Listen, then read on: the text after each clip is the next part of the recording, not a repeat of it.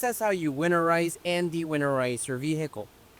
Now, you're gonna just pop this open here above your refrigerator, and you're gonna have your water pump, which will have this little short hose that it will come with this little hose that attached to it to put down in a gallon antifreeze, so that way you can suck the antifreeze into the lines to winterize whenever cold weather comes around.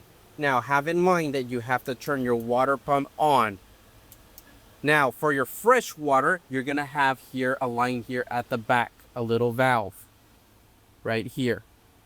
Now, if you're de-winterizing the vehicle, just make sure that you fill up your fresh water tank, turn on your water pump, and let the water flow through 2 to 1 minute, and that should wash all the antifreeze out of your lines, and your vehicle should be de-winterized.